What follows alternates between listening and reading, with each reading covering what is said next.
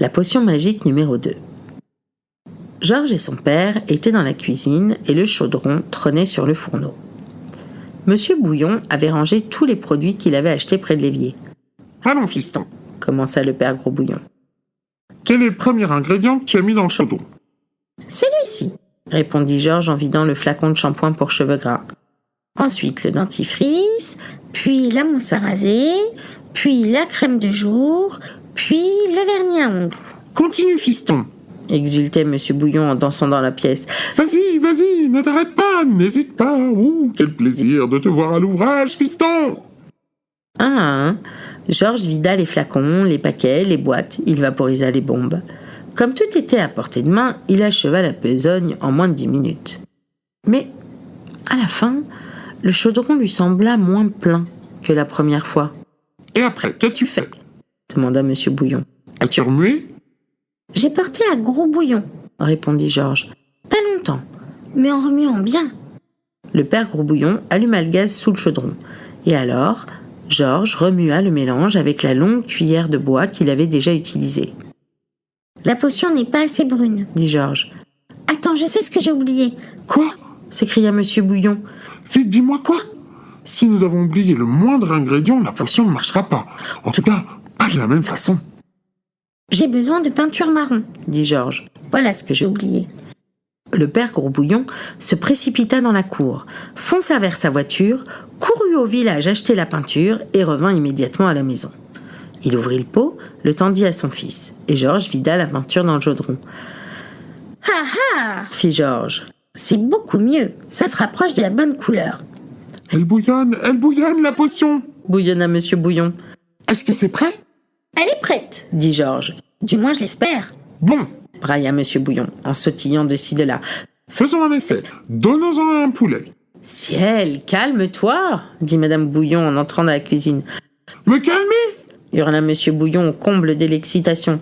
Mais tu veux que je sois calme alors que nous venons de préparer la plus grand médicament de toute l'histoire de l'humanité?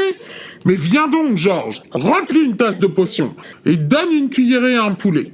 Il faut être absolument sûr que nous ne nous sommes pas trompés. Dans la cour, il y avait quelques poulets qui n'avaient pas eu droit à la potion magique, numéro 1. Ils picoraient dans la saleté comme le font ces imbéciles de poulets. Georges s'accroupit en tendant sa cuillère remplie de la nouvelle potion. « Petit, fit-il. Un poulet blanc, tacheté de noir, leva son œil sur Georges. Il s'avança vers la cuillère et commença à picorer. L'effet de la potion numéro 2 se révéla fort différent, mais il ne manquait pas d'intérêt. « Wesh !» cacta le poulet. Et il bondit à 2 mètres du sol, puis retomba sur ses pattes. Son bec cracha des étincelles, comme si quelqu'un affûtait un couteau dans son ventre. Son corps ne changeait pas, mais ses 2 pattes jaunes s'allongeaient. Mais que lui arrive-t-il? Cria le père Gros Bouillon. Ça ne marche pas. Dit Georges. Plus les pattes s'allongeaient, plus le poulet s'élevait. Quand les pattes atteignirent la hauteur de 5 mètres, elles arrêtèrent de grandir. Le poulet avait l'air particulièrement ridicule avec ses pattes longues et son petit corps perché là-haut.